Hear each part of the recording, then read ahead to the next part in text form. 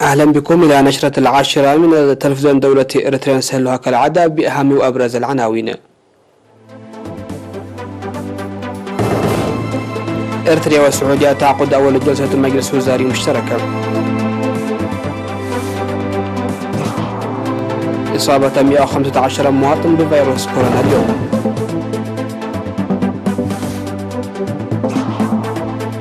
وزارة الزراعة تبدي قلقها من مخاطر الجراد الصحراوي. نيجيريا تعين قيادة جديدة للجيش بعد سلسلة من هجمات إرهابية من داعش. جيش إسرائيل يجدد خطط العمليات المرسومة لمواجهة إيران.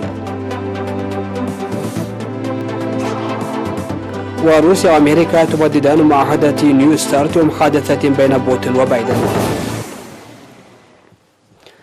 أهلا بكم إلى تفاصيل النشرة. عقدت إريتريا والمملكة العربية السعودية يوم أمس 26 من يناير أول جلسة مجلس وزاري مشتركة، وتركز الاجتماع المنعقد برئاسة وزير الخارجية السيد عثمان صالح ونظيره السعودي سمو الأمير فيصل بن فرحان على قضايا ومواضيع استراتيجية ذات اهتمام مشترك. وفي ختام تداولات الجلسة وقع وزير خارجية البلدان على مذكرة تفاهم أكد فيها تعزيز التعاون في المجالات السياسية والاقتصادية والأمنية بين إريتريا والسعودية. وشارك في الاجتماع من جانب إريتريا مستشار الرئيس السيد يماني قبرآب.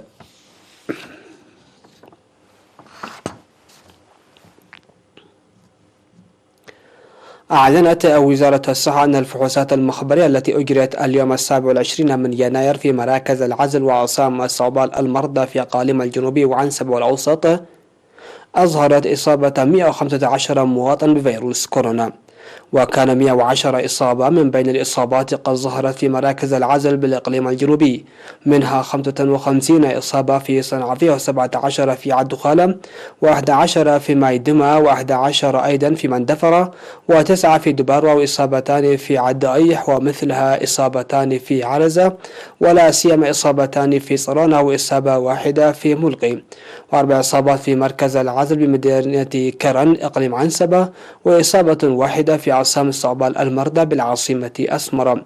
في غضون ذلك شفي 19 مصاب كورونا بعد تلقيهم الرعاية الصحية في مستشفيات إقليم عنسبة، وبهذا وصل عدد الإصابات بفيروس كورونا في البلاد حتى اليوم 2085 إصابة، شفي منها 2549 ووفاة 7 مرضى، ولا يزال 529 مصاب كورونا يتلقى الرعاية الصحية في المستشفيات.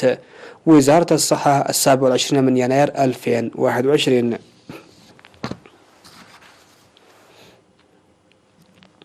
أبدت وزارة الزراعة عن قلقها من كارثة الجراد الصحراوي في شرق إفريقيا وخاصة القرن الإفريقي. وفي المعلومات التي أدلت بها الوزارة لوكالة إرنا أوضحت بأن أسراب الجراد الصحراوي المهاجرة من إثيوبيا خلال الأيام الماضية إلى مناطق عدي وفمبو ورا ونبرة وغيرها من مناطق مديرية وسط إدنكاليا في إقليم جنوب البحر الأحمر ظلت تهاجر في إطار تواصل تهديد غزو الجراد في منطقتنا. وللتغلب على تلك الكارثة يقوم المواطنون والجيش بأعمال سيطرة ناجحة، كما بيّنت المعلومات الواردة من مناطق مديريات صرونا وميعيني وسجريتي بالإقليم الجنوبي، وكذلك بعضا من مناطق مديرية جندة إقليم شمال البحر الأحمر، ظهور أسراب جراد مهاجرة من إثيوبيا المجاورة. ووفق المعلومات الرسمية لمنظمة الغذاء العالمية الفاو يتوقع تزايد الأسراب المهاجرة بأضعاف. كما أفادت المعلومات الواردة تنفيذ أنشطة رش مبيدات حشرية فاعلة للقضاء على الجندب المتكاثر في سواحل بحرية واسعة ابتداء من فرو وحتى قرورة. في الختام دعت وزارة الزراعة كافة الجهات الحكومية المعنية خاصة قيادات قوات الدفاع والإدارات وخبراء الزراعة والمزارعين لتأكيد الجاهزية وتعزيز الوفاء والتميز هذا العام أيضا مثل العام الماضي الذي شهد تحقيق إنجازات فاعلة لمكافحة غزو الجراد المهددة باستمرار.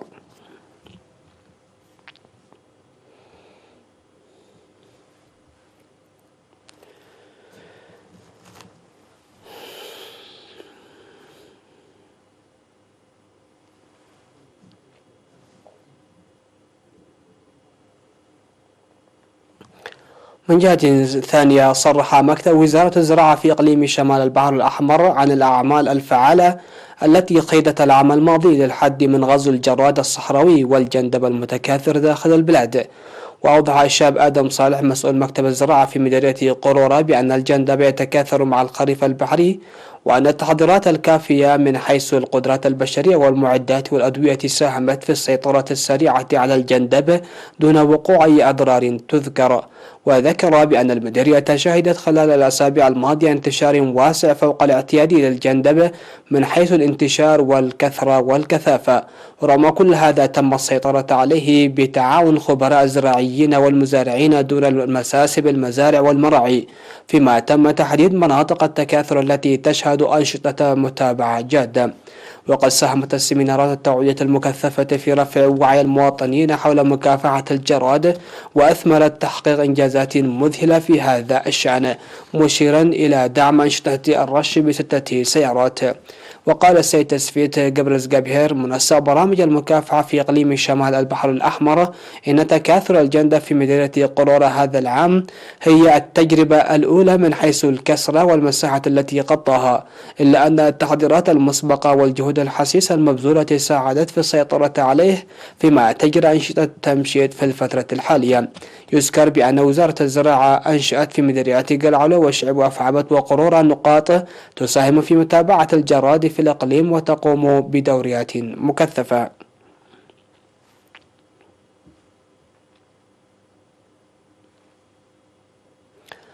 قام سكان منطقة حليبو في ضاحية قرع مديرية دكام حري الإقليم الجنوبي بتنظيم أنشطة نفير لصيانة طريق ترابي يؤدي إلى منطقتهم قد جرفتها السيول وكان يعيق حركة المرور. وأوضح عمدة منطقة حليبو السيد بلاتا تسفى مريم بأن النفير نظم إدراكا لأهمية الطريق البالغ طوله 5 كيلومترات ومساهمته الفاعلة في نقل المرضى والحوامل إلى المؤسسات الصحية وكذلك نقل الإنتاج الزراعي. وطلب المشاركون في الآراء التي أدلوا بها إدارة المديرية لتقديم دعم الآليات لتعزيز أنشطة الصيانة التي اتخذت بمبادرة سكانية.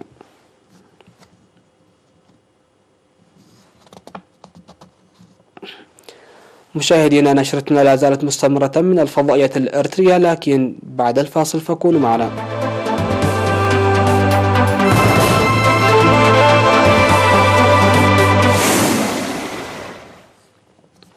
أهلا بكم. على الصعيد العالمي، قال المتحدث باسم الرئاسة في نيجيريا أن الرئيس النيجيري محمد بوخاري عين قيادة عليا جديدة للجيش بعد سنوات من الانتقادات المتزايدة بشأن تصاعد العنف من جانب متطرفين والعصابات المسلحة. وأضاف المتحدث يشكر الرئيس بوخاري رؤساء الأفرع المنتهية خدمتهم على ما يصفه بإنجازاتهم الهائلة في جهودنا لتحقيق السلام الدائم لبلدنا العزيز. وفي وقت لاحق قال المتحدث لرويترز إن بعد رؤساء الأفرع استقالوا بينما أحيل الآخرون للتقاعد. وانتعشت الآمال في أعقاب النجاحات التي تحققت في البداية للحد من خطورة جماعة بوكو حرام في 2015 و16، ولكن مع صعود تنظيم داعش بعد أن كان في السابق جزءا من بوكو حرام تخلى الجيش عن الكثير من مكاسبه.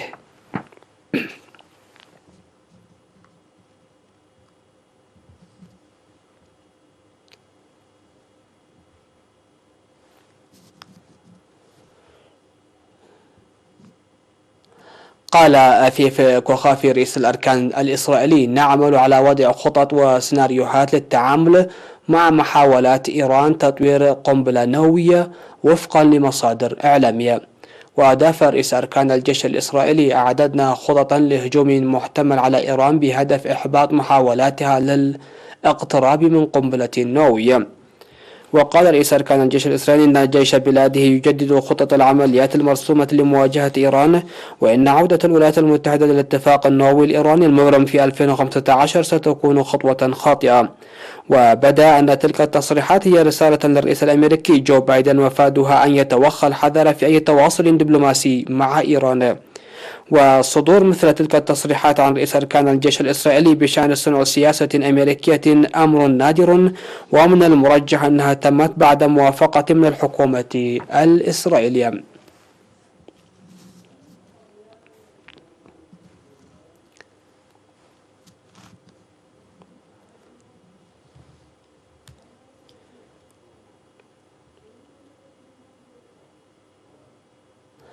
قال الكرملين إن روسيا والولايات المتحدة الأمريكية أبرمتا اتفاقا لتمديد معاهدة نيو ستارت للحد من الأسلحة النووية في خطوة تحافظ على آخر اتفاق رئيسي من نوعه بين أكبر قوتين نوويتين في العالم.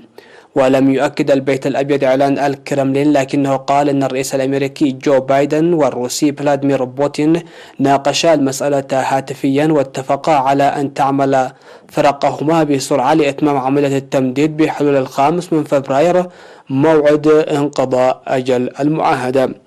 وتفيد معاهدة نيو ستارت للحد من الأسلحة النووية الاستراتيجية التي وقعت عام 2010 عدد الرؤوس الحربية النووية الاستراتيجية والصواريخ والقاذفات التي يمكن لروسيا والولايات المتحدة نشرها.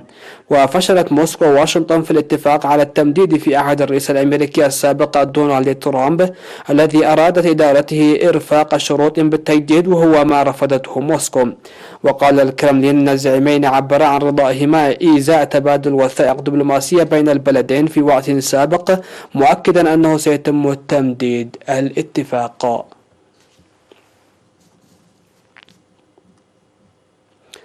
الخبر الأخير في هذه النشرة: توقع صندوق النقد الدولي أن تسجل الخسائر التراكمية في إنتاج الأقصاد العالمي نحو 22 تريليون دولار خلال الفترة من 2020 وحتى 2025.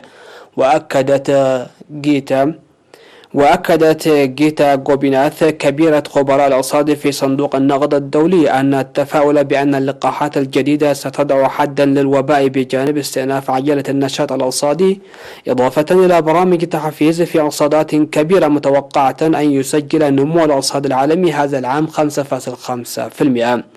وأشارت في تصريحات صحفية إلى أنه من المتوقع أن يسجل الاقتصاد العالمي انتعاشا قويا هذا العام، لكن أزمة فيروس كورونا المستجد تسببت بأضرار فادحة.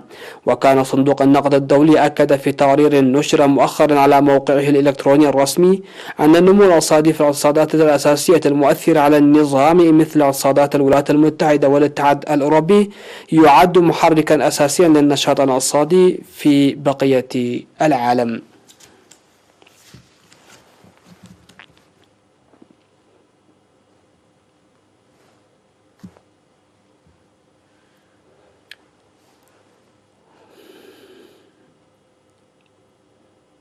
انتهت النشرة. هذه تحيات أهل الفريق العامل، ودمتم في أمان الله.